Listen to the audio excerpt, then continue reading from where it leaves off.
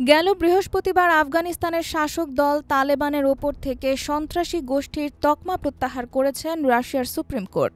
ফলে এখন থেকে রাশিয়ায় তালেবান বৈধভাবে কার্যক্রম চালাতে পারবে। ৪ বছর আগে দ্বিতীয়বার আফগানিস্তানের ক্ষমতা গ্রহণকারী তালেবানকে ২০০৩ সাল থেকে সন্ত্রাসী গোষ্ঠী হিসেবে তালিকাভুক্ত করে রাশিয়া। তাই এতদিন পর্যন্ত গোষ্ঠীটির সদস্যদের সঙ্গে যোগাযোগ করা রাশিয়ার আইন অনুযায়ী ফৌজদারি অপরাধ ছিল। যুক্তরাষ্ট্র ও ন্যাটোর বাহিনী প্রায় ২ দশক অবস্থানের পর ২০২১ সালের আগস্টে আফগানিস্তান ত্যাগের সঙ্গে সঙ্গে দ্বিতীয়বার ক্ষমতায় আসে তালেবান।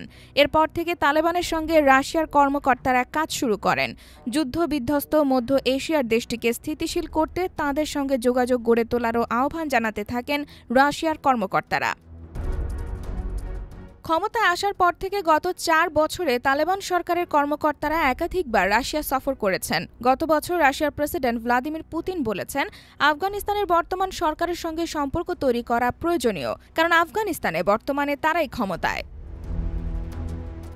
অবশেষে ২০২৪ সালের মে মাসে রাশিয়ার পররাষ্ট্র মন্ত্রণালয় এবং বিচার মন্ত্রণালয় তালেবানের ওপর থেকে নিষেধাজ্ঞা প্রত্যাহারের জন্য আনুষ্ঠানিক প্রস্তাব দেয়।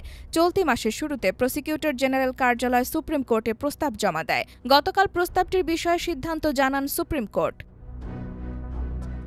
আল জাজিরার এক প্রতিবেদনে বলা হয়, ১৯৮৯ সাল পর্যন্ত প্রায় ১ দশক আফগানিস্তানে তৎকালীন সোভিয়েত রাশিয়ার সেনা মোতায়েন ছিল। তখন তারা দেশটিতে চলমান গৃহযুদ্ধে জড়িয়ে পড়েছিলেন। অর্থাৎ তালেবানের সঙ্গে রাশিয়ার সংঘাতময় অতীত রয়েছে। তবে মস্কোয় সন্ত্রাসী তকমা প্রত্যাহার তালেবানকে আন্তর্জাতিক মহলে গ্রহণযোগ্য করতে সহায়তা করবে।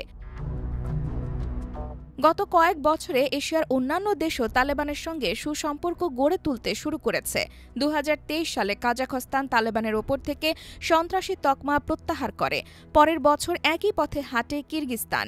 তবে এখন পর্যন্ত বিশ্বের কোনো দেশ তালেবান সরকারকে স্বীকৃতি দেয়নি।